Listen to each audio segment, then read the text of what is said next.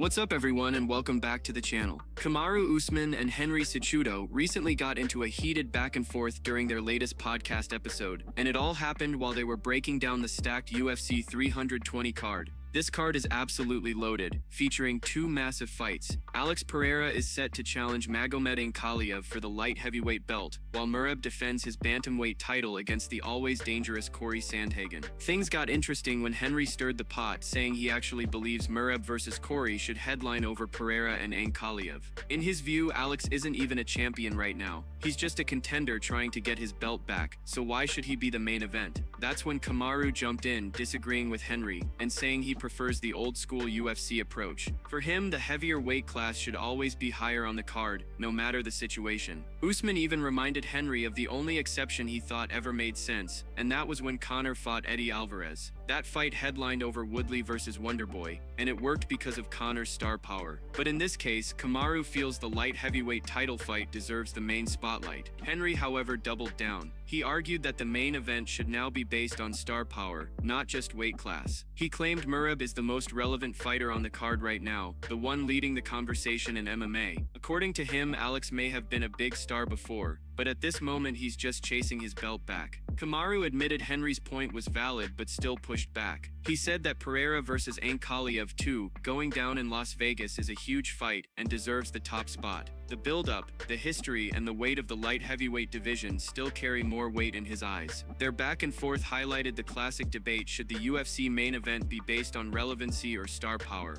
Henry leaned towards relevancy with Merab, while Kamaru stuck with tradition and the prestige of heavier divisions. Both made strong arguments, but one thing's for sure, UFC 320 is shaping up to be a blockbuster, with both Pereira versus Ankalaev and Merab versus Corey delivering fireworks. Before moving to the next news, we have one quick request for you. We are constantly working on improving our content to earn your love and support. That is why we truly appreciate it if you could take just a moment to leave a like on this video, subscribe to the channel, and hit the bell icon so you never miss an update here on MMA Pulse News.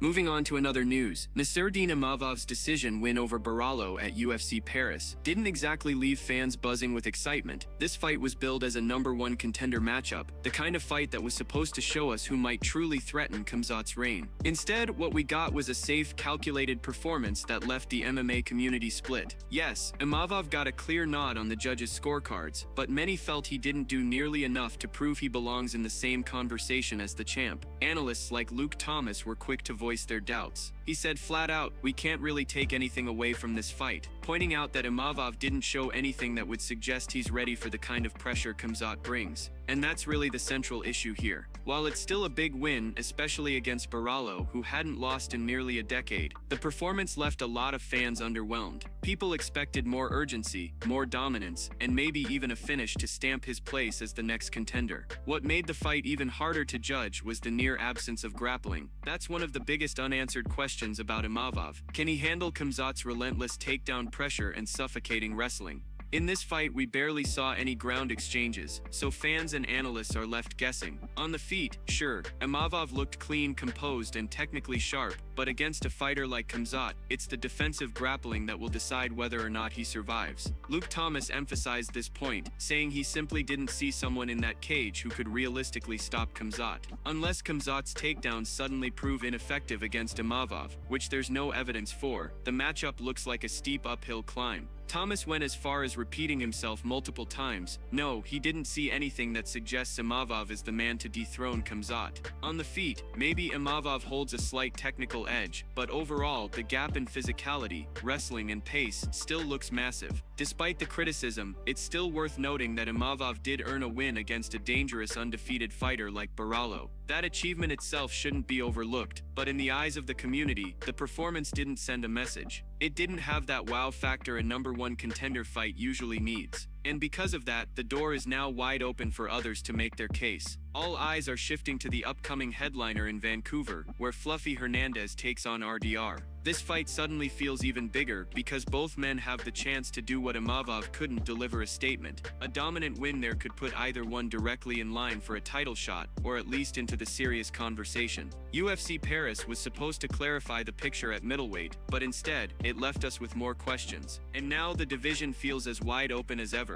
Moving on to another news, Sean Strickland once again made headlines, this time for blasting Boralho over what he believes was a terrible decision leading into UFC Paris. Strickland didn't mince words, calling him an idiot for cutting weight and serving as the backup fighter for Duplessis versus Khamzat, just a couple of weeks before his own scheduled fight. Strickland laid it out clearly, saying, "Caio is my buddy, but he's an idiot. He trained with us and was useless. What's wrong with you, Caio? I'm cutting, I'm an alternate. So you're giving up 4 weeks of your camp, cutting weight twice, while still having a fight lined up. Whoever told you to do that, please hit him." The criticism didn't stop there. Fans immediately picked up on Strickland's post, pointing out the irony of him starting his message by calling Boralho an idiot, despite also claiming they were friends. One fan's comment about the contradiction got Strickland's attention, and he quickly responded. He admitted just how frustrating the situation was for him to watch. According to Strickland, he genuinely wanted to hit Boralho for the decision, but chose not to say anything at the time because he didn't want to kill his teammates' spirits. Strickland doubled down on his opinion, saying Boralho clearly took bad advice from someone in his camp. He believes that mistake cost him dearly inside the octagon.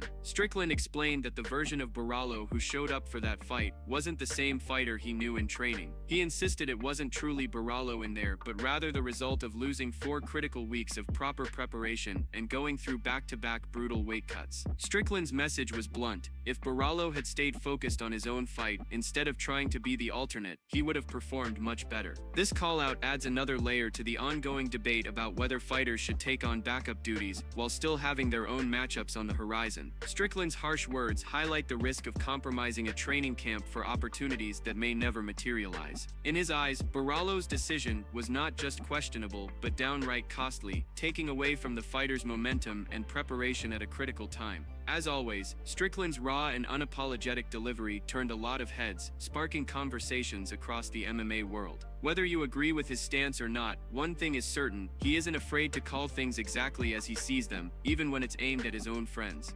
Moving on to another news, the focus now shifts to what could be next for Nasurdine Imavov, following his impressive victory at UFC Paris. After the win, many fans immediately began speculating whether this sets him up for a UFC middleweight title shot. Imavov headlined the card against Boralho, a fighter who had not tasted defeat since 2015. Heading into the bout, Imavov was already riding strong momentum with a 4-fight win streak that included a massive stoppage over former champion Ciryl Gane. The France-based contender came out pressuring hard right out of the gate, pushing forward with confidence, and his sharp hand speed combined with slick boxing helped him take an early lead. Boralho, however, wasn't backing down and started finding more success as the fight went deeper. Still, Imavov maintained control and did enough to secure the win, snapping Boralho's lengthy streak. Immediately after, Imavov made it clear he wants a shot at the title, pointing out that taking down a streaking opponent like Boralho should guarantee him that opportunity. Ranked number 2, and with the run he's currently on, the case for Imavov to fight for gold is strong. That said, there's a catch. He didn't secure a finish. As everyone knows, big knockouts or slick submissions often help push fighters over the line when it comes to earning title opportunities. UFC President Dana White had already hinted that this fight might not automatically determine the next challenger, leaving the door open for other contenders. On October 18th, RDR is set to face Anthony "Fluffy" Hernandez in a pivotal bout. If either man scores a highlight reel finish that leaves fans buzzing, it's very possible they could leapfrog Imavov for the shot. That's the reality of the UFC. Sometimes a statement performance can outweigh rankings or recent streaks. Interestingly, the champion himself, Khamzat, reacted after UFC Paris. He tweeted out, "Good fight, Assalamu alaikum," which many took as a subtle nod that he'd welcome Nasurdine as his next challenger.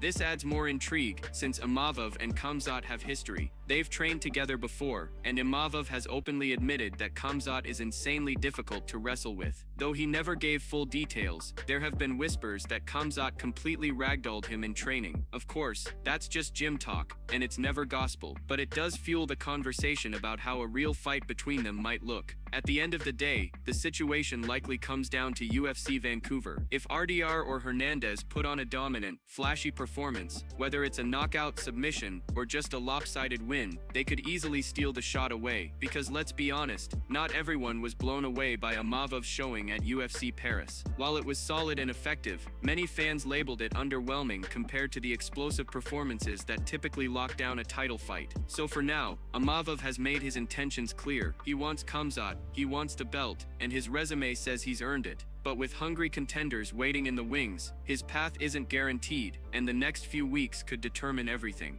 Moving on to another news, just a few days ago, Red Corner MMA dropped some major updates that shook the lightweight division. Arman vs. Dan Hooker is officially booked for UFC Qatar on November 22nd. The announcement immediately sent waves across the MMA community because it completely ruled out Arman as Ilia's first title defense at lightweight. For weeks, fans had been speculating about who Ilia would fight next, and many thought Arman was the clear frontrunner. With that fight now confirmed, the big question became, if not Arman, then who? Some fans began pointing toward a potential clash with Paddy Pimblett, a fight that has been teased for a long time, while others argued Justin Gaethje might still be the most logical choice. And right when the speculation was peaking, Paddy himself added fuel to the fire. On his YouTube channel, he released a brand new video titled, "Paddy the Baddie Prepares to Enter Fight Camp." That upload was no coincidence. The timing lines up perfectly with Ilia's own announcement that he plans to return either late 2025 or early 2026. In the video, Paddy made his intentions crystal clear. He sent a warning to Ilia, saying his grappling is sharper than ever, his striking has been improving fast, and he's ready to bring his full MMA game to the octagon. He promised that when the two finally meet, he'll dominate with pressure, control, and non-stop offense. Paddy emphasized that once he gets on top of someone, they're not getting up. He compared his smothering style to Khamzat's relentless approach, pointing out how Duplessis recently got overwhelmed in those same positions. Paddy explained that once he establishes top control, he makes opponents feel his weight, mixes in strikes, and completely drains their ability to fight back. He also gave fans a behind-the-scenes look at his training camp preparations. After his last fight, he took some time off to travel, spending 2 weeks in Dubai, a week in Cyprus, and then 6 weeks in America. Once he returned home, he only had a couple of days before heading to Monaco for an event. But now he says it feels good to finally be back home, settled in and training every day with his team. Slowly but surely, he's bringing his weight down, getting back in shape, and sharpening every area of his game. Paddy's coach also chimed in, saying the focus right now isn't on preparing for a specific opponent, but rather on making overall improvements. They're working on broad skills, ironing out weaknesses, and tailoring training to areas where Paddy can level up the most. This approach, according to his team, is exactly what will make him ready when the big fight news drops. With both Ilia and Paddy eyeing the same time frame for their return, the possibility of this showdown is becoming more real than ever. And with Paddy sending such a confident warning, it's clear he believes he's on the path to challenge Ilia at the very top of the lightweight division.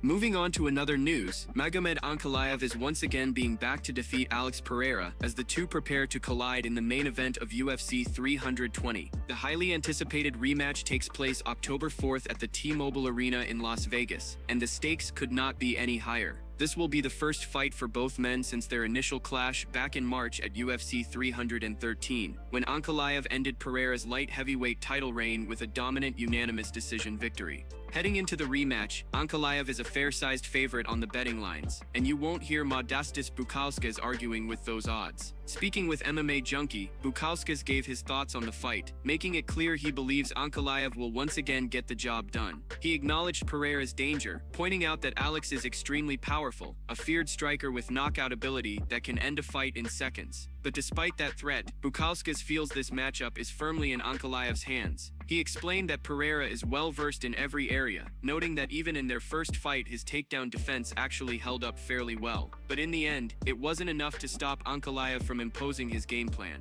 The Dagestani fighter showcased patience, control, and the kind of all-around skill set that simply neutralized Pereira's striking. According to Bukauskas, Ankalaev's performance in that first fight wasn't just impressive, it was a statement. He believes it proved that Ankalaev has the tools to dominate this matchup, and that the second meeting will likely play out in a similar way. He said very clearly, "I just feel it's Ankalaev's time now." That's the sentiment echoing through much of the MMA community. Pereira's aura of invincibility at light heavyweight was shattered in March, and unless he can make major adjustments, it's hard to see how the rematch swings in his favor. Ankalaev's ability to stay composed under pressure, mix in his grappling threats, and shut down Pereira's biggest weapons makes him a nightmare stylistic matchup. Still, the excitement for this rematch remains massive. Pereira is always dangerous, and his track record shows that no matter how much adversity he faces, he only needs one clean shot to turn everything around. Fans are well aware of his brutal knockout power, and that alone keeps the rematch intriguing.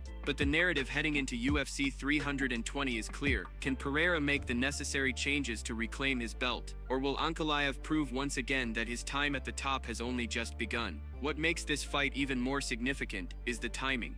The light heavyweight division has been searching for stability for years, and with Ankalaev now looking like the man to dominate the weight class, UFC 320 could mark the beginning of a new era. If Pereira cannot find redemption, the division may officially belong to Ankalaev, who many believe is now entering his prime. That's it from MMA Pulse News. Thanks for watching. Don't forget to leave a like and subscribe for daily MMA news.